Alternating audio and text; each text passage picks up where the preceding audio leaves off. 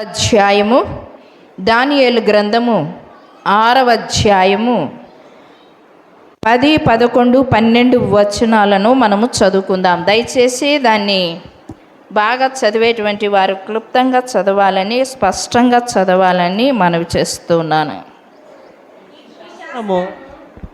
సంతకము చేయబడినని దానియేలు తెలుసుకొనినను అతడు తన ఇంటికి వెళ్ళి యథాప్రకారముగా అనుదినము ముమ్మారు మోకాళ్ళుని తన ఇంటి పైగది కిటికీలు యెరూషలేము తట్టునకు తెరవబడి ఉండగా తన దేవునికి ప్రార్థన చేయుచు ఆయనను స్తుతించుచూ వచ్చెను.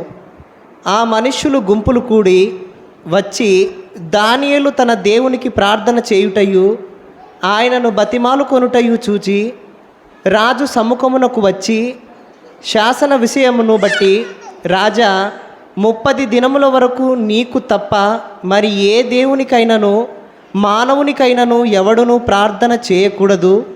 ఎవడైనాను చేసిన ఎడల వాడు సింహముల గుహలో పడుద్రోయబడునని నీవు ఆజ్ఞ ఇయ్యలేదా అని మనవి చేయగా, రాజు మాదీయుల యొక్కయు పారసీకుల యొక్కయు పద్ధతి ప్రకారము ఆ సంగతి స్థిరము, ఎవరునూ దాని రద్దుపరచజాలరనెను. చాలు, చిన్న ప్రార్థన చేసుకుందాం. మమ్మల్ని మిక్కిలిగా ప్రేమిస్తున్న మా ప్రియ పరలోకపు తండ్రి, పరిశుద్ధుడానికి స్తోత్రం చెల్లించుకుంటున్నాము నాయనా. ఈ పునరుత్థాన దినమందు ప్రభా 9వ మాసములో మొదటి పునరుత్థాన దినమందు నీ మందిరంలో చేరి నిన్ను స్తుతించి ఆరాధించి గణపరుచుకునే భాగ్యమును మాకు ఇచ్చిన విధానాన్ని బట్టి నీకు స్తోత్రము నా తండ్రి. ఇంతవరకు పాటల ద్వారా, స్తుతి ఆరాధన ద్వారా నా తండ్రి, కంఠత వాక్యాల ద్వారా, సాక్ష్యాల ద్వారా, కానుకల ద్వారా మీరు మహిమ పొందిన విధానాన్ని బట్టి కూడా కృతజ్ఞతాస్తుతులు చెల్లిస్తున్నాం. చదవబడిన లేఖన భాగాన్ని మీరు మాకు విరిచి వడ్డించి మీరు మహిమ పొందుమని, నన్ను మరుగుపరచుమని, పరిశుద్ధ ఆత్మ ద్వారా మీరు మాట్లాడమని యేసు శక్తి కలిగిన నామమును బట్టి అడిగి వేడుకొనుచున్నాము నా తండ్రి, ఆమేన్. హల్లెలూయా. ఈ యొక్క దానియేలు గ్రంథంలో మనం 6వ అధ్యాయము 10, 11, 12 వచనాలలో మనం చూసుకున్నట్లయితే కనుక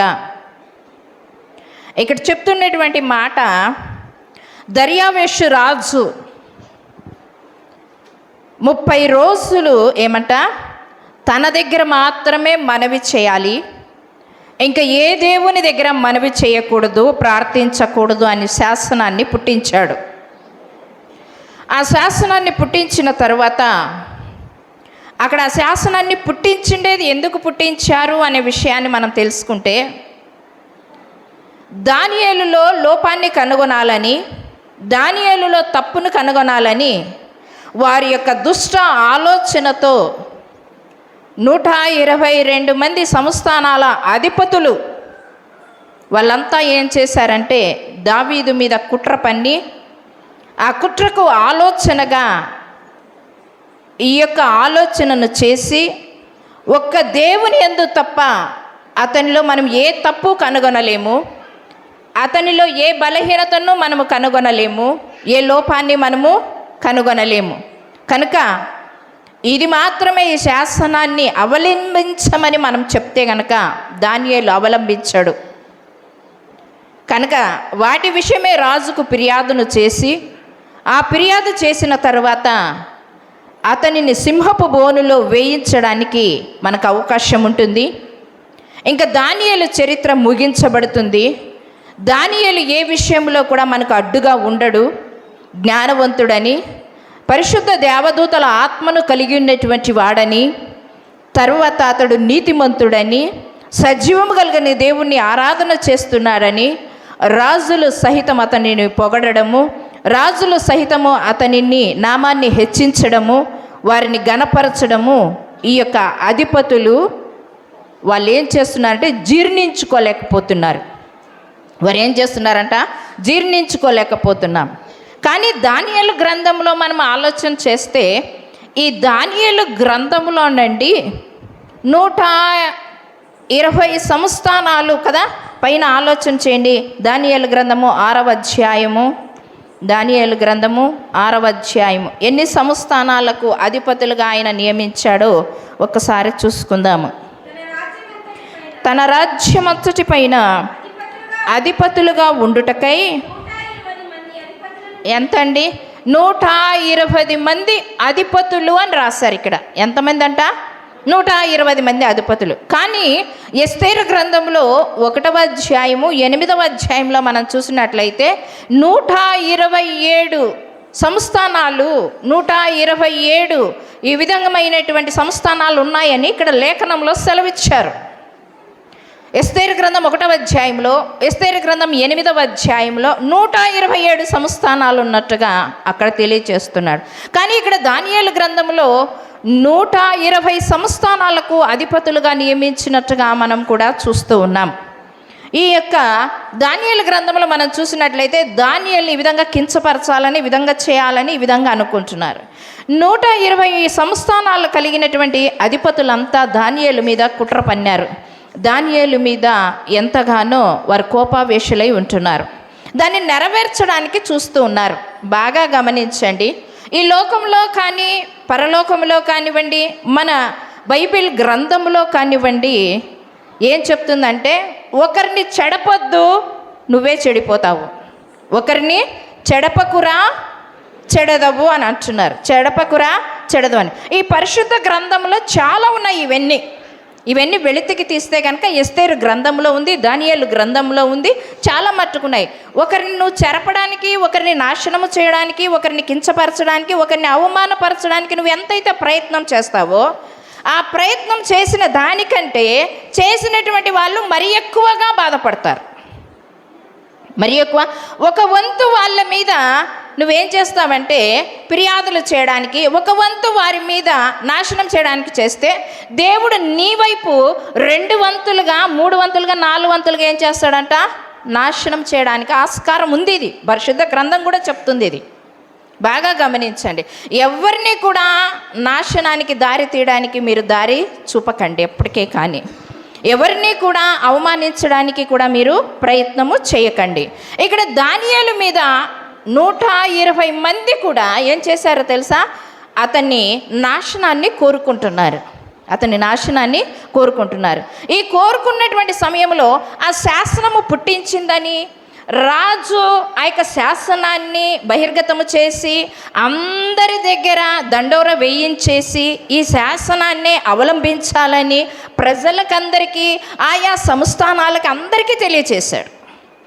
అందరికీ తెలియచేసిన తర్వాత అందరూ కూడా ఈ యొక్క దర్యావేషు రాజును మాత్రమే మనవి చేయడానికి, ప్రార్థించడానికి అక్కడికి వస్తున్నారు.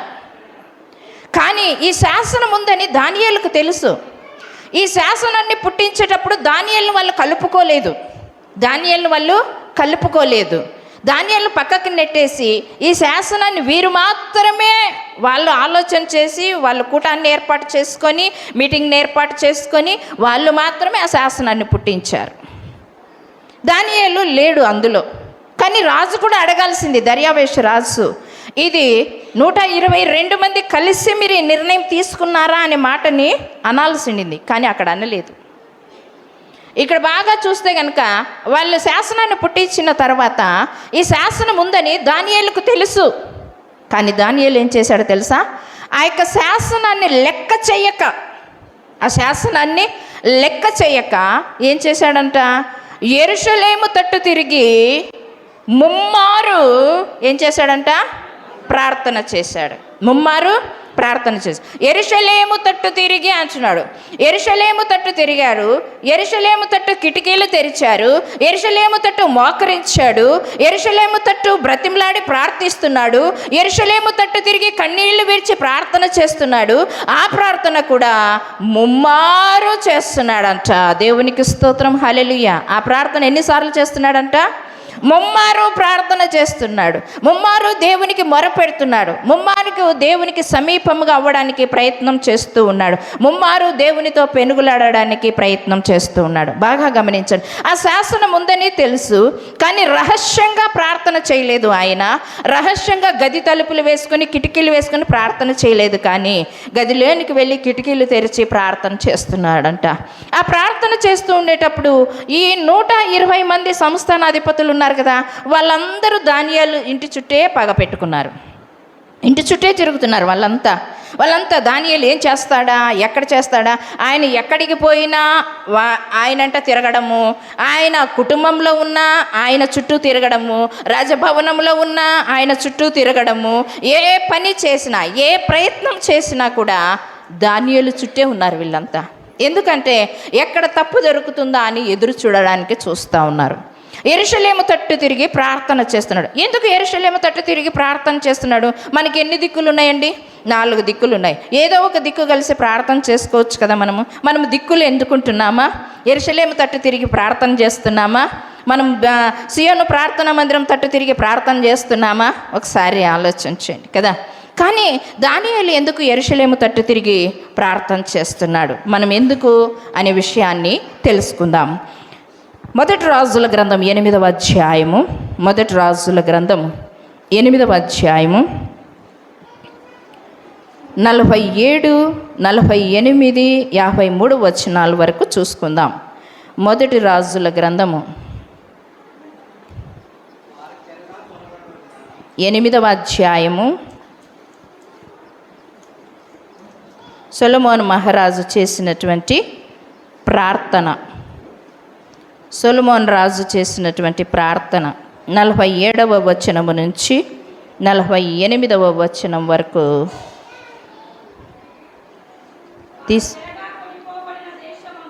వారు చెరగా కొనిపోబడు దేశమందు తాము చేసిన దాన్ని మనస్సుకు తెచ్చుకొని మేము దుర్మార్గులమై ప్రవర్తించి పాపము చేసితమని చెప్పి చదువుమా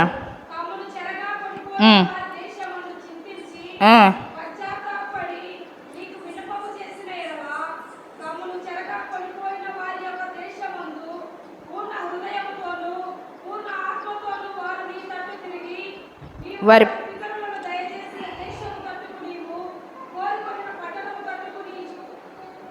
తట్టును నీ నామ ఘనతకు నేను కట్టించిన ఈ మందిరము తట్టును నిన్ను గూర్చి ప్రార్థన చేసిన ఎడల ఆకాశమును నీ నివాస స్థలమందు నీవు వారి ప్రార్థన విన్నపములను విని వారి కార్యములు నిర్వహించి నీకు విరోధముగా పాపము చేసిన ఏ జనులు ఏ తప్పుల చేత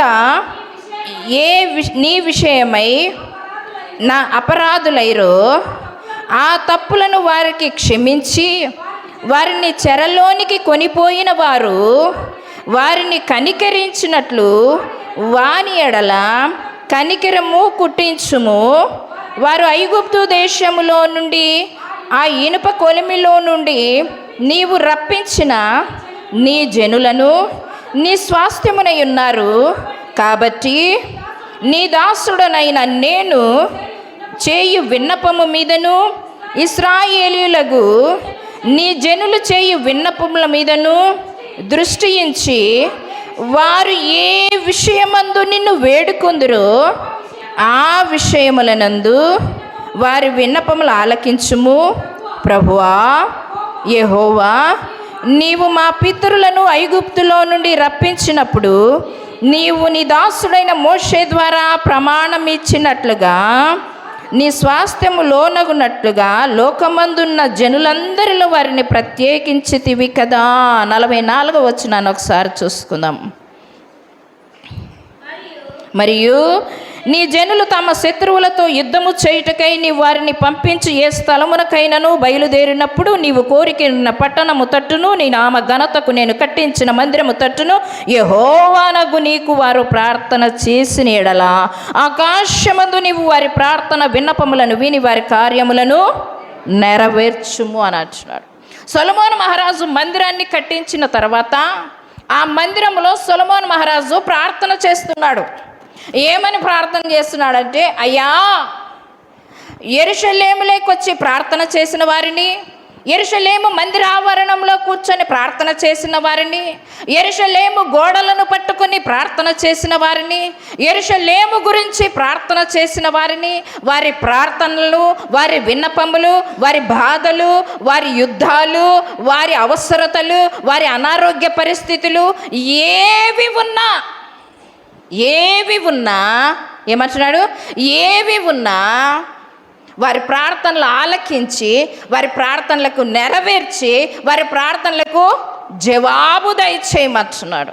తర్వాత 47, 48 వచనాల్లో మనం చూసుకున్నట్లయితే అక్కడ చెప్తున్నటువంటి మాట ఏమంటే, అయ్యా వారు యుద్ధము కొరకు వెళ్ళినప్పుడు చెరలోనికి వెళ్ళినటువంటి వారు ఏ స్థలమందు ఉండి ప్రార్థన చేసినా, ఏ స్థలమందుండి వారు ప్రార్థన చేసినా వారి ప్రార్థనలు నువ్వేం చేయాలంట? ఆలకించు. ఇదే కోరుకున్నాడు ఆయన. ఆలకించయ్యా, ఆ స్థలంలో చేయబడి ప్రార్థనల కొరకు ఆలకించయ్యా అని వారు చేస్తూ ఉన్నారు. ఇదే విషయమే మీరు రెఫరెన్స్లు కొంతమంది రాసుకోవడానికి ప్రయత్నం చేయండి. కీర్తనల గ్రంథం 122వ కీర్తన 6, 7 వచనాలలోను, 137వ కీర్తన 5, 6 వచనాలలోను, తర్వాత కీర్తన 5వ కీర్తన 7వ వచనంలోను, 138వ కీర్తన 2వ వచనంలోను, హెబ్రీలకు రాసిన పత్రిక 11వ అధ్యాయం 33వ వచనంలోను ఈ యొక్క యెరూషలేము తట్టు తిరిగి ప్రార్థన చేసేటువంటి ప్రార్థన విన్నపాలు అక్కడ కనపడతాయి మనకి. యెరూషలేము అంత ప్రత్యేకించి ప్రార్థన చేస్తున్నారు. యెరూషలేమా అనేటువంటి ఒక పాటను కూడా ఒక భక్తుడు ఎంతో బాధగా, వేదనగా కూడా ప్రార్థన చేశాడు, పాట పాడాడు కూడా. మంచి పాటను, ఆ పాటను కూడా మీరు చాలాసార్లు విని ఉంటారు. అదే రీతిగా చాలామంది భక్తులు యెరూషలేము తట్టు తిరిగి చేతులు చాచి, వారి గది తలుపులు తెరిచి, కిటికీలు తెరిచి, ఆ తట్టు మోకరించి వాళ్ళు ఎంతగానో కన్నీటి ప్రార్థన చేశారు. యెరూషలేము గురించి ప్రార్థన చేయుడి, యెరూషలేము క్షేమము కొరకు ప్రార్థన చేయుడి, యెరూషలేము యోగ క్షేమము కొరకు ప్రార్థన చేయుడని చాలామంది భక్తులు రాసినట్టుగా మనం చూస్తున్నాం. ఎందుకు దానియేలు ఆ తట్టు తిరిగి ప్రార్థన చేశాడంటే, ఆ తట్టు తిరిగి ప్రార్థన చేస్తే అతని ప్రార్థన నెరవేర్చబడుతుంది అని, అతని ప్రార్థన దేవునికి అంగీకారంగా ఉంటుంది అని, అతని ప్రార్థన దేవునికి మహిమకరముగా ఉంటుందని, ఆ ప్రార్థన ఆ రాజ్యములో ఒక కదిలింపును తీసుకొని రావాలి అని. దేవునికి స్తోత్రం, హల్లెలూయా. మరి దానియేలు యెరూషలేము తట్టు తిరిగి ప్రార్థన చేశాడు. ఆ ప్రార్థనకు జవాబు వచ్చిందా అనే విషయాన్ని ఈ అధ్యాయం లోపలే మీరు తెలుసుకోవడానికి ప్రయత్నం చేస్తారు. తర్వాత ఆయన ఏం చేశాడంట? ఇంటి పై గదికి వెళ్ళి ప్రార్థన చేశాడంట. యెరూషలేము తట్టు తిరిగి ఎక్కడ ప్రార్థన చేశాడు? ఇంటి లోపల ప్రార్థన చేయలేదు. ఎక్కడ చేశాడంట? ఇంటి పై గదిలోనికి వెళ్ళి ప్రార్థన చేశాడంట. ఇంటి పై గదిలోనికి వెళ్ళి ప్రార్థన చేసిన అనుభవాలు నేను మాత్రము ఒక 4 మాత్రమే బయటికి తీశాను. ఆ 4 ఈరోజు వివరించి తెలుసుకోవడానికి ప్రయత్నం చేయండి.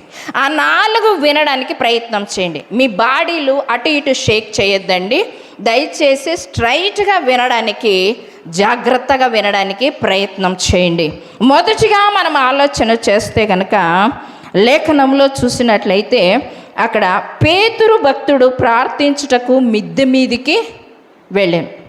అపోస్తుల కార్యము 10వ అధ్యాయంలో మనకు కనపడుతుంది. ఆయన ఏం చేశాడంట? మిద్దె మీదికి, మేడగదిలోనికి వెళ్ళి ప్రార్థన చేస్తున్నాడు. ఆ ప్రార్థన అనుభవం ఏమి అంటే, రూపుదిద్దుకోవలసినటువంటి ప్రార్థన గది, రూపుదిద్దుకోవలసినటువంటి ప్రార్థన గది. ఎవరి రూపుదిద్దుకోవలసినటువంటి ప్రార్థన గది అని అంటే, అక్కడ దేవుడు అనేక మంది అన్యులకు సువార్తను ప్రకటించడానికి, ఆ సువార్తలో బలము చేకూర్చబడాలంటే పేతురును ఒక రూపుదిద్దడానికి ప్రయత్నం చేస్తూ ఉన్నారు. ఎవరు? యెహోవా దేవుడు. పేతురు ఏం చేశాడు? మధ్యాహ్న కాల సమయమందు 12 గంటలకు వెళ్ళి ఆయన మోకాళ్ళుని గది తలుపులు వేసుకొని మేడ గది మీద మోకాళ్ళుంగి ప్రార్థన చేస్తున్నాడు. అతడు పరవశుడైపోయాడు. ఆ ప్రార్థన చేస్తూ ఉండేటప్పుడు ఆకాశము నుండి చెంగు దిగి అనేకమైనటువంటి చతుస్పాద జంతువులు, పురుగులు, ప్రాకు పురుగులు, జీవులు అన్నీ కూడా అందులో ఉన్నాయి. ఎందుకు అందులో దేవుడు పెట్టాడు? ముమ్మారు ఆ పాత్రను కిందికి దించాడు, మరలా పైకి వెళ్ళాడు. తర్వాత ఆ పాత్ర దర్శనం లేకుండా వెళ్ళిపోయింది. ఎందుకు ఆ ముమ్మారు ప్రార్థనను అనేకమైనటువంటి చతుష్పాద జంతువులు, అనేకమైనటువంటి పురుగులు, పాకు పురుగులు, వాటిని అన్నిటినీ ఎందుకు పేతురు దగ్గరకు తీసుకొని వచ్చాడు అని అంటే, వాటిని నువ్వు భక్షించమంటున్నాడు, వాటిని తినమంటున్నాడు. బాగా గమనించండి. యెహెజ్కేలు గ్రంథం 2వ అధ్యాయం 3వ అధ్యాయంలో మనం చూసినట్లయితే, యెహెజ్కేలు గ్రంథంలో యెహెజ్కేలుతో ఒక మాట చెప్తున్నాడు. ఏమని చెప్తున్నాడు తెలుసా? ఇదిగో ఆ యొక్క పుస్తకాన్ని ఇచ్చి ఆయన ఏమంటున్నాడు తెలుసా? దాన్ని భక్షించుమంటున్నాడు, భుజించుము అని అంటున్నాడు. వాటిని భుజించుము అని అంటున్నాడు. అయ్యా, నేను పేపర్ని ఏ విధంగా భుజించుదును, పేపర్ని ఏ విధంగా జీర్ణించుకుందును అనుకోవచ్చు యెహెజ్కేలు. కానీ భుజించమంటే అది కాదు. కానీ అక్కడ ఇచ్చినటువంటి ఆ పుస్తకాన్ని అటు ఇటు చదివి ఏం చేయాలంట? అతని కడుపులో, తన హృదయంలో ఉంచుకోమంటున్నాడు. తన హృదయంలో ఉంచుకోమంటున్నాడు. ఎప్పుడైతే తన హృదయంలో ఉంచుకుంటాడో ఆ యొక్క లేఖన భాగాల్ని ఇతరులకు బోధించడానికి ఆస్కారం ఉంటుంది. అదే రీతిగా ఇక్కడ పేతురుకు కూడా ఆ దర్శనంలో ముమ్మారు ఆ చతుష్పాద జంతువుల యొక్క పాత్ర దించబడింది. 4 చెంగులు కలిగినటువంటి పాత్ర దించబడింది.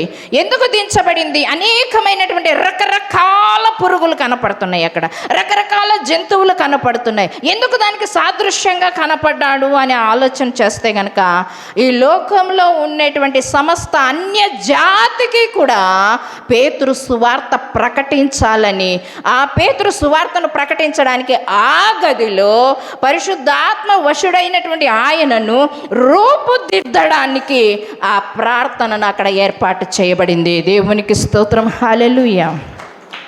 పెండ్లి కుమారుడు అంతఃపురములో నుంచి రాబడతాడు, పెండ్లి కుమార్తె గదిలో నుంచి రాబడుతుంది.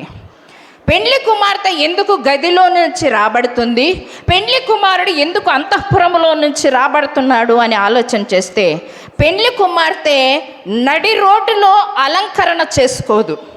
పెళ్లి కుమార్తె నడి రోడ్డులో అలంకరణ చేసుకోదు. ఎక్కడ అలంకరణ చేసుకుంటుంది? ప్రత్యేకంగా ఎక్కడ చేసుకుంటుంది? ఆమె పెళ్లి కుమార్తెకు ఒక గదిని ఏర్పాటు చేస్తారు. ఎందుకు ఏర్పాటు చేస్తారు? తను అలంకరించుకోవాలని. పెళ్లి కుమారునికి పెళ్లి కుమార్తె చాలా అందంగా కనపడాలి అని, అక్కడున్నటువంటి సంఘానికి, అక్కడున్నటువంటి రక్త సంబంధికులకు, అక్కడున్నటువంటి పెళ్లి వివాహానికి వచ్చినటువంటి బంధుమిత్రాదులకు అందరికీ కూడా పెళ్లి కుమార్తె ఒక ఆకర్షణీయంగా కనపడాలి. ఆకర్షణీయంగా కనపడాలంటే రోజు కలిగినటువంటి ప్రత్యేకతతో రాదు, కానీ ఆమె ఇంకొక ప్రత్యేకమైనటువంటి ఆకర్షణతో, అలంకరణతో ఆ గదిలో తను ఏర్పాటు చేసుకుంటుంది. అదే రీతిగా ఈ యొక్క సంఘం అనే వధువు సంఘము కూడా ఏం చేయాలో తెలుసా? ప్రార్థన అనే గదిలో ఈ వధువు సంఘము అలంకరించబడాలి. వరుడైనటువంటి వధువు ఆయన వస్తూ ఉండేటప్పుడు వధువు సంఘము ఎదురుగా వెళ్ళాలి అంటే ఈమె ఎక్కడ అలంకరించబడాలి? ప్రార్థన అనే గదిలో అలంకరించబడాలి పెళ్లి కుమార్తె. ఇప్పుడు పెళ్లి కుమార్తెకు సాదృశ్యంగా వధువు సంఘం అనే ఈ యొక్క సియోను ప్రార్థన మందిరము కానివ్వండి, ఇంకొక ప్రార్థన మందిరము కానివ్వండి, ఇంకొక ప్రార్థన మందిరము కానివ్వండి, ఆమె ఒక వధువు సంఘముగా, ఒక వధువుగా అలంకరించబడాలి అంటే సంఘములో సేవకుల ద్వారా, సంఘములో వాక్యము ద్వారా, సంఘములో ప్రార్థన ద్వారా ఆమె అలంకరించుకోవాలి ప్రత్యేకంగా. అందుకే యోవేలు గ్రంథంలో మనం చూసినట్లయితే 2వ అధ్యాయము 16వ వచనంలో చెప్తాడు. చూడండి, యోవేలు గ్రంథము 2వ అధ్యాయము 16వ వచనము. యోవేలు గ్రంథము 2వ అధ్యాయం 16వ వచనం. పెండ్లి కుమారుడు అంతఃపురము నుండి, పెండ్లి కుమార్తె గదిలో నుండి రావలెను. పెండ్లి కుమారుడు అంతఃపురములో నుంచి, పెండ్లి కుమార్తె గదిలో నుండి రావాలెను అని అంటున్నాడు. గమనించండి, ప్రార్థన గది. నంబర్ 1 ఎవరు? పేతురు. పేతురు ఏం చేశాడంట? మేడ గదిలోనికి వెళ్ళి ప్రార్థన చేశాడు. ఎందుకు ప్రార్థన చేశాడు? అన్యులకు సువార్తను ప్రకటించడానికి, అన్యులకు సువార్త ప్రకటించడానికి వెళ్ళడానికి వెళుతూ ఉండేటువంటి అతను రూపుదిద్దుకోవడానికి. అతను రూపుదిద్దుకోవడానికి దేవుడు ఆయనను బలపరిచాడు. ఏ దాని ద్వారా బలపరిచాడంటే 3 సార్లు దర్శనము ద్వారా ఆ పాత్ర ద్వారా పేతురుని ఏం చేశాడంట, బలపరిచినట్టుగా మనం చూస్తున్నాం.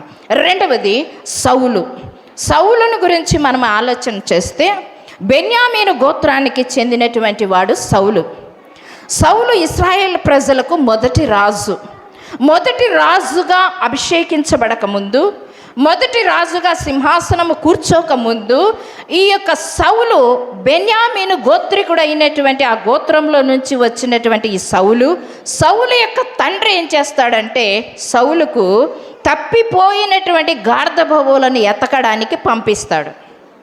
ఏం చేస్తాడండి, తప్పిపోయినటువంటి గార్ధబవములు వెతకడానికి సౌలును పంపిస్తాడు. అదేంటండి, బెన్యామీను గోత్రంలో నుంచి వచ్చినటువంటి వాడు గాడిదలను వెతకడానికి వెళ్ళాడు. గుర్రాలు కాదు, ఒంటెలు కాదు, ఏవి వెతకడానికి వెళ్ళాడంట, గాడిదలను వెతకడానికి పంపించాడు. పనివారిని పంపించాడు, సౌలును పంపించాడు. పలు ప్రాంతాలలో తప్పిపోయినటువంటి ఆ గాడిదలను వెతకడానికి వెళితే ఎక్కడా దొరకలేదు. ఎక్కడా దొరకకపోయేసరికి ఒక ప్రాంతానికి వచ్చారు. ఆ ప్రాంతంలో దీర్ఘదర్శి అని ఒక వ్యక్తి ఉన్నాడు. ఎవరు ఆ దీర్ఘదర్శి అంటే ఒక ప్రవక్త ఉన్నాడు. ఎవరా ప్రవక్త అంటే సమూయేలు ప్రవక్త. ఆ ప్రవక్త ఆ ప్రాంతంలో ఉన్నాడు. ఆ ప్రాంతంలో ఉంటే సౌలు వెంట వెళ్ళినటువంటి పనివాడు ఉన్నాడు సౌలుకు తోడుగా. ఆ పనివాడు అంటున్నాడు, సౌలుతో అంటున్నాడు, సౌలా, ఇక్కడ ఈ ప్రాంతంలో ఒక ప్రవక్త ఉన్నాడు, యెహోవా దేవుణ్ణి ఆరాధన చేసేటువంటి ప్రవక్త ఉన్నాడు. ఆ ప్రవక్త ఎటువంటి వాడు తెలుసా, తన తల్లి ప్రార్థన బలముతో, ఆత్మ మూలుగులతో, ప్రార్థన శక్తితో బిడ్డలు లేనప్పుడు ఆమె దేవుని సన్నిధానములో షిలోహు మందిరములో ఆమె కన్నీటితో ప్రార్థించినప్పుడు, ఆత్మ మూలుగులతో ప్రార్థించినప్పుడు, తన ఆత్మనంతా ఆయన సన్నిధానములో కుమ్మరించినప్పుడు ఆమెకు ప్రతిఫలముగా ఆ గర్భాన్ని దేవుడిచ్చాడు. ఆ గర్భము ద్వారా వచ్చినటువంటి కుమారుడే ఈ సమూయేలు ప్రవక్త. ఈ ప్రవక్త దేవుని చేత అభిషేకము పొందినటువంటి ప్రవక్త, దేవుని చేత వచ్చినటువంటి ప్రవక్త, దేవుని ఆశీర్వాదాన్ని చేత పట్టుకొని వచ్చినటువంటి ప్రవక్త. ఈ ప్రవక్త ఈ దేశంలో ఉన్నాడు. ఈ దేశంలో ఈ ప్రవక్త ఏం చేస్తాడంటే ఏది చెప్తే అది నెరవేరుతుంది. ఏది చెప్తే అది నెరవేరుతుంది. కనుక ఒక్కసారి మనం అనేక ఊర్లు తిరిగాము, గాడిదలు దొరకలేదు. కానీ ఇదొక్కసారి ఈ యొక్క ప్రవక్త దగ్గరికి వెళ్ళి, ఈ దీర్ఘదర్శి దగ్గరికి వెళ్ళి మనం ఒక్కసారి మన గాడిదలు ఎక్కడున్నాయో అడుగుదాం. అప్పుడు అంటాడు ఆ పనివాడు సౌలుతో అన్నప్పుడు సౌలు అంటాడు, రే పనివాడా, నువ్వు చెప్పేది వాస్తవమే, కానీ ఒక సేవకుని దగ్గరికి వెళ్ళినప్పుడు ఒట్టి చేతులతో మనం వెళ్ళకూడదు కదా. ఒక ప్రవక్త దగ్గరికి వెళ్ళినప్పుడు ఒట్టి చేతులతో మనం వెళ్ళకూడదు కదా. మరి ఏది మన దగ్గర లేదు కదా. ఉన్నదంతా తెచ్చుకున్నదంతా ఆ ప్రాంతానికి తిరిగినప్పుడు భోజనానికి, టిఫిన్లకి, టీలకి, గంజికి, పాలకి అన్నిటికీ అయిపోయినాయి. మన దగ్గర తెచ్చుకునే డబ్బంతా అయిపోయింది. మన చేతిలో ఏమీ లేదు. ప్రవక్త దగ్గరికి వెళ్ళినప్పుడు ఏదైనా కానుక ఇవ్వకోకుండా, పండ్లు పలహారాలు ఇవ్వకోకుండా, ఏమీ ఇవ్వకోకుండా మనం ఏ విధంగా దర్శిస్తాంరా అని అన్నప్పుడు పనివాడు అంటాడు, నా దగ్గర ఎంత ఉందంట, 1/2 తులం వెండి ఉందంట. ఎంత ఉందంట, 1/2 తులం వెండి ఉంది. ఆ వెండి ఆ సేవకునికి ఇచ్చేసి మన సమాచారాన్ని మనము తెలుసుకుందాము అని అంటారు. అని అక్కడున్న ఆడవాళ్ళని అడుగుతాడు, నీళ్ళకి వచ్చినటువంటి వాళ్ళంతా, అమ్మ ఇక్కడ దీర్ఘదర్శి ఆయన ఒక ఆయన ఉన్నాడంట కదా, ఆయన ఎక్కడ ఉన్నాడు, ఆయన నివాసం ఎక్కడ, ఆయన ఏ సమయంలో ఉంటాడు, కానీ ఈరోజు ఈ ప్రాంతానికి ఆయన వచ్చాడా, ఈ ప్రాంతానికి ఆయన వచ్చాడంటే ఇప్పుడే వచ్చాడు. ఉన్నత స్థలముల మీద, ఉన్నత స్థలం అంటే ఎక్కడ, ఉన్నత స్థలం అంటే పై భాగము, కొండ మీద ఉన్నటువంటి భాగాన్ని ఉన్నత స్థలము అని అంటారు దాన్ని. ఆ ఉన్నత స్థలము మీదకి వస్తాడు, ఈరోజు తప్పకుండా ఆయన వస్తాడు అని అన్నప్పుడు నిజమే అని కొద్దిగా బయలుదేరి వెంటనే సమూయేలే వీళ్ళకి ఎదురుగా వస్తాడు. ఎదురుగా వచ్చినప్పుడు సమూయేలుతోనే సౌలు అడుగుతున్నాడు, అయ్యా ఇక్కడ దీర్ఘదర్శి ఉన్నాడంట, ఆయన ఎప్పుడుంటాడు, ఆయన నివాసం ఎక్కడ, కొంచెం అడ్రస్ చెప్తావా అని అన్నా. అంటే నేనే దీర్ఘదర్శిని అన్నాడు. దేవునికి స్తోత్రం, హల్లెలూయా. నేనే దీర్ఘదర్శిని, ఉన్నత స్థలముల మీదకి మీరు వెళ్ళండి, కానీ మీరు వచ్చేది, బాగా వినండి, మీరు వచ్చేది దేవుడు నాకు ముందుగానే బయలుపరిచాడు. దేవునికి స్తోత్రం, హల్లెలూయా. నువ్వు ఎవరితో వస్తావో అది బయలుపరిచిన తర్వాత, మా ఇంటిలో పని చేసేటువంటి పనికత్తెకు నేను పచనకర్తను తీసుకొని, ఇదిగో అక్కడ ఏం చేస్తున్నాడు, ఆహారాన్ని సిద్ధపరచు, నాతో పాటు ఒక 30 మందికి ప్రత్యేకించి ఆహారాన్ని సిద్ధపరచు, ఇదిగో అని చెప్పి ఆహారాన్ని కూడా ఇచ్చాడంట. పక్కకి ఎత్తి పెట్టేసేయి, మిగతా వాళ్ళకి ఇచ్చేసేయి అని చెప్పేసి చెప్తాడు. ఆ విధముగా చెప్పిన తర్వాత అక్కడ ప్రత్యేకించి సౌలుకు, సమూయేలుకు, ఆ పనివానికి, పక్కనున్న పనివానికి ఇచ్చాడో లేదో తెలియదు, కానీ ప్రత్యేకించి వీరికి మాత్రమే ఆహారాన్ని సిద్ధపరిచాడు. అప్పుడు మేడగదిలోనికి వెళ్ళారు. మేడగదిలోనికి వెళ్ళిన తర్వాత అప్పుడు సౌలుతో సమూయేలు అంటాడు, మనము భోంచేసిన తర్వాత మీ సమాచారాన్ని తెలియచేస్తాను. అప్పుడు ఆ అంటే ఆ పనికత్తెతో చెప్తాడు, నేను నీ కొరకు ఇదిగో పలాని వ్యక్తులు వస్తారు, ప్రత్యేకించి ఆహారాన్ని పక్కకు పెట్టమని నీకు చెప్పాను కదా, ఆ ఆహారాన్ని మాకు తీసుకొనిరా, ఆహారాన్ని మాకు తీసుకొనిరా. తను మేము భుజించిన తర్వాత మేము ఉన్నత స్థలానికి వెళ్ళి ఏం చేయాలి, అతనితో పరామర్శించాలి. కనుక నీవు వెళ్ళమన్నప్పుడు అప్పుడు వెంటనే ఆ పనికత్త ఆహారాన్ని అంతా సిద్ధపరిచిన తర్వాత వారు భోంచేశారు. తర్వాత వెళ్ళారు పైకి వెళ్ళిన తర్వాత అక్కడ వాళ్ళిద్దరు సంభాషణ జరుగుతుంది. ఏమిటి ఆ సంభాషణ అంటే, అయ్యా నువ్వు గాడిదలను వెతకడానికి వచ్చావు, కానీ దేవుడు ఏం చేశాడో తెలుసా, ఇశ్రాయేలు ప్రజల మీద, 12 గోత్రాల వారి మీద, కొన్ని లక్షల జనాంగము మీద దేవుడు నిన్ను రాజుగా నియమిస్తున్నాడు అన్నాడంట. దేవునికి స్తోత్రం, హల్లెలూయా. దేవుడు నిన్ను రాజుగా నియమించబోతున్నాడు, రాజుగా అభిషేకించబోతున్నాడు. నీ యొక్క ఎత్తును, నీ యొక్క సౌందర్యాన్ని, నీ యొక్క బాహ్య సౌందర్యాన్ని, నీ యొక్క మాటతత్వాన్ని, నీ యొక్క నమ్మకాన్ని యెహోవా దేవుడు కనిపెట్టాడు. అందుకే నేను ఒక రాజుగా నియమించబోతున్నాడని ఆ పై గదిలో అతన్ని ఏం చేశాడంట, 10వ అధ్యాయంలో మనం చూసుకున్నట్లయితే ఆ 10వ అధ్యాయంలో కూడా మనకు కనపడుతుంది. బాగా లేఖనంలో మీకు చెప్పలేదనుకుంటా, మొదటి సమూయేలు గ్రంథం 9వ అధ్యాయము 25వ వచనములోను, మొదటి సమూయేలు గ్రంథం 10వ అధ్యాయము 1వ వచనంలోనూ మీకు కనపడుతుంది. ఆ సౌలును సమూయేలు ప్రవక్త ఏం చేశాడో తెలుసా, తైలపు బుడ్డి తీసుకొని అతను ఏం చేశాడంట, అభిషేకించెను అని అంటున్నాడు. రాజాభిషేకము దొరికేటువంటి గది అది. ఏమంట, రాజ్యాభిషేకము దొరికేటువంటి గది, మేడగది. అది మేడగది. రెండవది, మొదటి గది ఏదంట, ఇప్పుడే విన్నారమ్మా, మొదటి గది ఏది, రూపుదిద్దుకున్న గది. ఆ రూపుదిద్దుకున్న గదిలో ఎవరుండి ప్రార్థన చేశారు, పేతురు. రెండవది రాజ్యాభిషేకము నొందేటువంటి గది. ఆ గదిలో ఎవరిని రూపుదిద్దారు, ఇక్కడ సౌలును అభిషేకించాడు. ఇక్కడ రూపుదిద్దలేదు, సౌలుని ఏం చేశాడు, అభిషేకించాడు. అభిషేకపు గది అని కూడా అనొచ్చు మనం కదా. మూడవది మనం చూసుకుందాం ఒకసారి. సంస్కారపు మేడగది. మార్కు సువార్త 14వ అధ్యాయము 12వ వచనం నుంచి 16వ వచనం వరకు. ఒకసారి యేసు ప్రభు వారు పస్కాను చేయాలి అని అనుకుంటున్నాడు. ఆయన ఎప్పుడు పస్కా విందు చేయాలి అనుకుంటున్నాడంటే, ఆయన సిలువకు అప్పగించక ముందు ఆయన పస్కా విందును చేయాలి అని అనుకుంటున్నాడు. అప్పుడు శిష్యులు వచ్చి అడుగుతున్నారు. ఏమని అడుగుతున్నారంటే, అయ్యా పస్కాను మనము భుజించడానికి నీకు ఎక్కడ ఏర్పాటు చేయాలి, ఆ విందును భోంచేయడానికి, ఆ విందును మనం ఏర్పాటు చేయడానికి ఎక్కడ ఏర్పాటు చేయాలి అని అన్నప్పుడు, ఇదిగో మీరు ఎదుటగా ఉన్నటువంటి గ్రామానికి వెళ్ళండి, ఒక వ్యక్తి మీకు ఎదురు పడతాడు. ఒక వ్యక్తి అంట మీకు ఎదురు పడతాడు. అతని దగ్గరికి పోయి మీరు అడగండి, ఏమని, ప్రభు మమ్మల్ని పంపించారు, మాకు ఒక గదిని ఏర్పాటు చెయ్యి, మేము పస్కాను భుజించాలి అని అన్నప్పుడు ఆ వ్యక్తి, ఆ ఇంటి యజమానుడు ఏం చేశాడంటే, యేసు ప్రభు శిష్యులకి తను ఉన్న ఇంటిలో పై గదిలో నివాసం ఉంది. ఆ పై గదిలో యేసు ప్రభువుకి బల్లలు, పీట, ద్రాక్షారసము, పస్కా విందు, పస్కాకు కావలసినటువంటి వాటినన్నిటినీ కూడా ఆ ఇంటి యజమానుడు ఏం చేశాడంట, సిద్ధపరిచాడంట. వాటిని అన్నిటినీ సిద్ధపరిచాడు. మార్కు రాసిన సువార్త 14వ అధ్యాయంలో మనం చూస్తే ప్రభు రాత్రి భోజనము ఆయన రాకడ వచ్చేంత వరకు మనం ఈ క్రమాన్ని భుజిస్తూ భోంచేస్తూ ఉండాలి అంటున్నాడు. దేవునికి స్తోత్రం, హల్లెలూయా.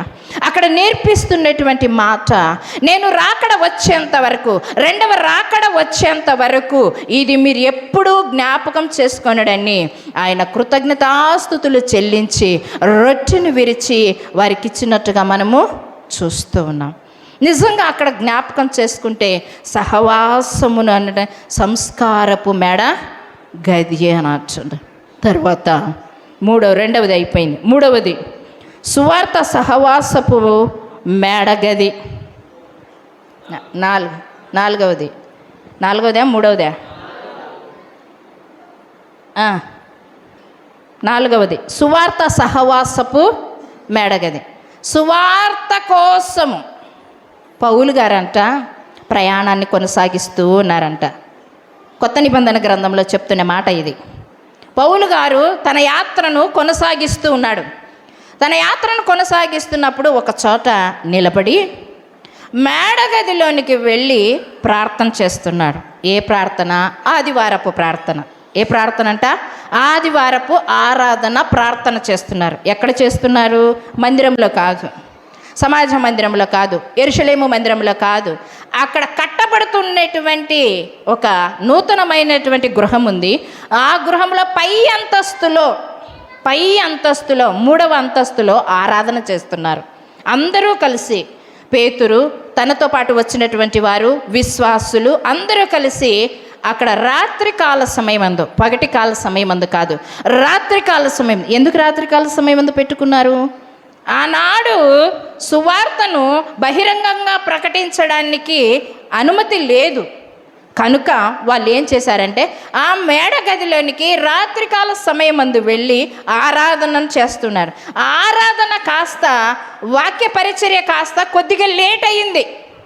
ఆ లేట్ అయ్యేసరికి అక్కడ ఉన్నటువంటి ఐతూకు అనేటువంటి ఒక యవనస్తుడు ఉన్నాడు. ఆ యవనస్తుడు ఏం చేస్తాడంటే ఆ కిటికీ మీద కూర్చొని పౌలు చెప్పేటువంటి మాటలను వింటున్నాడంట. పౌలు చెప్పే మాటలు వింటున్నాడంట. చాలాసేపు అయింది, రాత్రి అయ్యింది, బాగా చల్లని గాలి వీస్తుంది. అందులో ఎక్కడ కూర్చున్నాడు? గదిలో కూర్చోలేదు. ఎక్కడ కూర్చున్నాడు? కిటికీలో కూర్చున్నాడు. ఎందుకు కిటికీలో కూర్చున్నాడు? గది సరిపోకనా? కాదు. కింద ఎవరు వస్తున్నారో అక్కడ చూడడానికి, మళ్ళీ లోపల ఏం వాక్యం చెప్తున్నాడో ఇక్కడ చూడడానికి 2 తలంపుల మధ్య అక్కడ కూర్చున్నాడు. వెంటనే సాతాను ఏం చేసింది తెలుసా మనకి? ఐతుకి నిద్రాభారం కలిగించింది. ఎప్పుడైతే నిద్రాభారం కలిగించిందో కునికినటువంటి వాడు ఇట్లా లోపలన పడలేదు. ఎక్కడ పడ్డాడంట? బయటపడ్డాడంట. బయటపడేసరికి వీళ్ళు ఎన్నో అంతస్తులో ఉన్నారు? 3వ అంతస్తులో ఉన్నారు. 3వ అంతస్తులో నుంచి పడినటువంటి యవ్వనుడు బ్రతుకుతాడా? బ్రతకలేదు. ఏమైపోయాడు? అక్కడే ప్రాణం విడిచాడు, చనిపోయాడు. వెంటనే పౌలు గారు ఏం చేశారంటే ఆరాధనను ఆపివేసి కిందికి దిగి వెళ్ళి ఆ యవనస్తుని కౌగిలించుకొని ప్రార్థన చేసి, ఆ యవనస్తుని కౌగిలించుకున్న తర్వాత అక్కడ ప్రార్థనకు వచ్చిన వాళ్ళంతా గందరగోళం చేశారు. ఏం చేశారు? ప్రార్థనకు వచ్చిన వాడు ప్రాణం పోయిందంట. ప్రార్థన ఊరుకుంటారా? అమలక్కలు సందు దొరికితే మాట్లాడదామా అని ఉంటారు కదా. సందు యాడ దొరికితే ఆడ మాట్లాడదామా అని ఉంటారు. ఇప్పుడు ఎవరికి పౌలు మీద గొనగడానికి ఎవరికి సందు దొరికింది? ఏది? ఆ బిడ్డ ప్రాణం పోయింది. అమ్మో, గొప్ప దేవుడని ఆరాధన చేయడానికి వస్తే, మహిమగల దేవుడని ఆరాధన చేయడానికి వస్తే ఆ బిడ్డ ప్రాణమే పోయింది. అప్పుడు పౌలు అంటున్నారు, మీరు కలవరపడవద్దండి. ఎందుకు భయపడుతున్నారు? ఎందుకు సనుగుతున్నారు? ఎందుకు మాట్లాడుతున్నారు? మీరు ఆగండి అని ఆ చనిపోయినటువంటి యవనస్తుని కౌగిల్లో పెట్టుకొని ప్రార్థన చేసినప్పుడు అతని ప్రాణం అతనిలోకి వచ్చిందంట. దేవునికి స్తోత్రం, హల్లెలూయా. మరలా ఆ బిడ్డను తీసుకొని మేడగదిలోనికి వెళ్ళి ప్రార్థనను కొనసాగించి ఆదివార దినమందు రొట్టె విరుచుట బల్లలో పాలు పంపులు పొందారంట. దేవునికి స్తోత్రం, హల్లెలూయా. ఎంత ఆనందం, ఎంత ఉత్సాహం, ఒక్కసారి ఆలోచన చేయండి. విశ్వాసులు ఒక సమూహముగా కూడుకొని ప్రార్థన చేస్తే, విశ్వాసులు ఒక సమూహముగా కూడుకొని ఏ ప్రార్థన అంశాన్ని అయితే కోరుతారో అది తప్పక ఏమైపోతుందంట? నెరవేరబడుతుంది. దేవునికి స్తోత్రం, హల్లెలూయా. ఒక సమయాన్ని కూడుకో, దేవుడు కేటాయించిన సమయాన్ని కూడుకో. క్రమాన్ని చూస్తాడు, సమయాన్ని చూస్తాడు, గడియను చూస్తాడు, వాక్యాన్ని చూస్తాడు, నీ ప్రార్థన జీవితాన్ని చూస్తాడు, నీ హృదయాన్ని చూస్తాడు, నీ మనస్సును చూస్తాడు, నీ ఏ విధముగా ప్రార్థన చేస్తున్నావో చూస్తాడు. ఆ ప్రార్థన ఆలకించిన ఆయన నీ మనవిని తప్పక నెరవేరుస్తాడు. అక్కడ మనుషుల యొక్క కలవరాన్ని పౌలు గారు ఆపివేశారు. మనుషుల యొక్క భయాందోళనను పరిశుద్ధాత్మ దేవుడు ఆపివేశాడు. మనుషుల యొక్క ప్రాణము పోయిందే అని ఇక దేవుణ్ణి వదిలేద్దాము అన్న నిర్ణయానికి వచ్చిన వారికి ఏం చేశాడు? ఈ దేవుడే గొప్ప దేవుడు అన్నట్టుగా నిర్ధారణ చేయించాడు. దేవునికి స్తోత్రం, హల్లెలూయా. ఆలోచన. ఇది నాలుగవది ఏదంట? సువార్త సహవాసపు మేడగది. సువార్త సహవాసపు మేడగదిలో ఏం లభిస్తుంది మనకి? మరణము సహితము జీవము లేనికి రాగలుగుతాం. తర్వాత ఏం చేస్తున్నాడు? అద్భుత కార్యములు చేసేటువంటి దేవుడు. అద్భుత కార్యాలను గురించి మనము అపోస్తుల కార్యం 9వ అధ్యాయంలో గత వారం మనం దోర్కా గురించి విన్నాం. దోర్కా చనిపోయినప్పుడు ఆమెను ఎక్కడ పెట్టారంట? మేడగదిలోని పెట్టారు. ఎవరైనా చనిపోతే ఇళ్ళల్లో పెట్టుకుంటారు, కింద, లేదంటే బయట పెట్టుకుంటారు. కానీ వీళ్ళు ఏం చేశారంట? విశ్వాసముతో, నమ్మకంతో ఈమె బ్రతుకుతుంది. పేతురు వచ్చి ప్రార్థన చేస్తే ఈమె బ్రతుకుతుంది. పేతురు వచ్చి ప్రార్థన చేసేంతవరకు ఆమె బాడీని కదపొద్దండి. పేతురు వచ్చి ప్రార్థన చేసేంత వరకు మీరు కలవరం చెందొద్దండి. పేతురు వచ్చి ప్రార్థన చేసేంత వరకు మీరు రోదన చేయొద్దండి. విశ్వాసంతో ప్రార్థన చేయండి, విశ్వాసంతో దేవుణ్ణి అడగండి, విశ్వాసంతో దేవునికి మనవి చేయండి. మాకు ఈ అనేక మంది విధవరాళ్లకు, తల్లి తండ్రి లేని వారికి ఆమె ఎంతో సహాయం చేసింది కనుక ఆ సహాయకురాలు ఇప్పుడే నిద్రించడం మాకు ఇష్టము లేదు, ఆమెకు మరలా మాకు ఇవ్వు అని ప్రార్థించండి మీరు అని అందరిలో ఒక ఉజ్జీవం వచ్చింది. నిజమే కదా? అప్పుడు వెంటనే ఎప్పే పట్టణంలో ఉన్నటువంటి అతన్ని పిలుచుకొని వచ్చి ఏం చేశాడంట? పేతురుని తీసుకొని వచ్చి మేడగదిలోనికి వెళ్ళి ఆయన మంచము దగ్గర మోకరించి తబితా లెమ్మని చెప్పగానే చనిపోయినటువంటి ఆమె లేచి కూర్చుందంట. దేవునికి స్తోత్రం, హల్లెలూయా. మేడగదిలో ప్రార్థన, సహవాసపు గదిలో ప్రార్థన, ఉన్నత స్థలముల మీద అభిషేకము, గదిలో రూపుదిద్దుకున్న ప్రార్థన, ఇటువంటివన్నీ ఉన్నాయి మేడగది అనుభవాలు. అందుకే దానియేలు ఏం చేశాడో తెలుసా? మేడగదిలోనికి వెళ్ళి యెరూషలేము తట్టు తిరిగి ప్రార్థన చేశాడు. ఆ ప్రార్థనలో బలం ఉంది అనుకున్నాడు, ఆ ప్రార్థనలో శక్తి ఉంది అని అనుకున్నాడు. నిజమే. మనం కూడా నీకొక ప్రార్థన గది ఉందా? ఒకసారి ఆలోచన చేయి. బెడ్రూమ్ కట్టుకుంటాం, కిచెన్ రూమ్ కట్టుకుంటాం, హాల్ రూమ్ కట్టుకుంటాం, రెస్ట్ రూమ్ కట్టుకుంటాం. తర్వాత ఏం చేస్తాం మనము? ఇంకా బైకులకి కదా పెట్టుకోవడానికి ఏం చేస్తాం మనం? బయట వరండాని ఏర్పాటు చేసుకుంటాం, చెట్ల కోసం కాంపౌండ్ని ఏర్పాటు చేసుకుంటాం, అన్నీ చేసుకుంటాం. లాస్ట్కి పశువులకు కూడా పశువుల శాలని ఏర్పాటు చేస్తాం. కానీ ప్రార్థన గది ఉండదు. ప్రార్థనా గదిని ప్రత్యేకంగా నువ్వు ఏర్పాటు చేసుకున్నట్లయితే ఆ ప్రార్థనా గదిలో నీ దేవుడు నీ మనవిని ఆలకించువాడంటున్నాడు. చూడండి, ఈ ప్రార్థనలో దానియేలు చేసినటువంటి ప్రార్థనలో ఎంత గొప్ప మర్మం ఉందో, దానియేలు చేసినటువంటి ప్రార్థనలు ఎంత వింత ఉందో. దానియేలు చేసిన ప్రార్థనలో 127 సంస్థానాలకు సమాచారాన్ని పంపించినట్టుగా మరల కింది వచనాల్లో మనం చూడగలుగుతాం. అటువంటి మేడగది ప్రార్థన అనుభవాన్ని మనమందరము కలిగి ఉండడానికి ప్రయత్నం చేద్దాం. దేవుడి కొద్ది మాటలను దీవించి ఆశీర్వదించును కాక. హల్లెలూయా.